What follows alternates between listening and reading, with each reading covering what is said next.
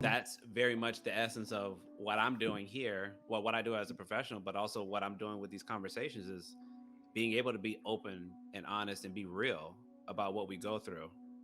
Even going back to what you said earlier about social media, not the highlight reel.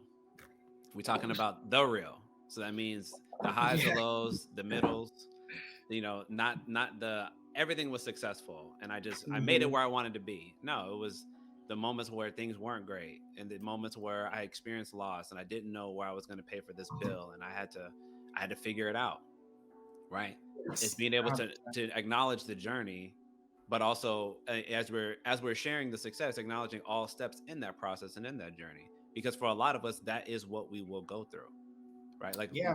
life does not go in a straight line.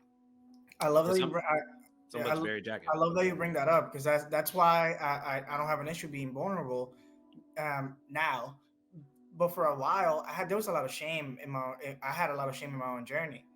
Um, Especially like before me knowing that I was from the hood, there was no shame. But once I actually started like hanging out with people who didn't have the struggles that I had, I started realizing like, oh, like oh, this is not like I started telling myself at least like this is not normal. Like Yeah. there was a lot of suffering and stuff like that, and there was a lot of shame in my own story, and then a lot of shame of where I come from, and the things that I've gone through to get to where I am today.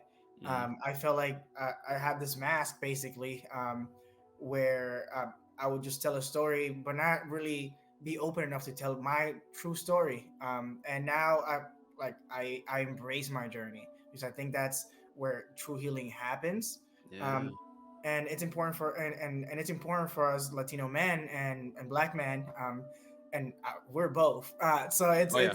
it's important. It's important for us to like speak to people and tell people about our truth. And this is something that I also learned as I worked on my healing. um, Make sure that you like if you're not comfortable yet with sharing your story and sharing your journey. I'm not saying to do what we're doing and just go on social media and share with everybody because there's people that Hmm. are not going to understand where you're coming from. It's Right. important for you to find people that are going to support you and listen to you without judgment, Yes. because I personally been hurt a lot when I shared my story with people that didn't understand, and added like labels and did all this stuff, and it hurt for a while. But now I Hmm. know, yes, it's important for you to share. And if you don't have anyone in your life, you don't have a friend or a family, that's a perfect time for you to go to therapy. Like that's the perfect time so you can find someone who will listen to you without judgment and be completely objective and keep it real with you. Hmm. And that's really important.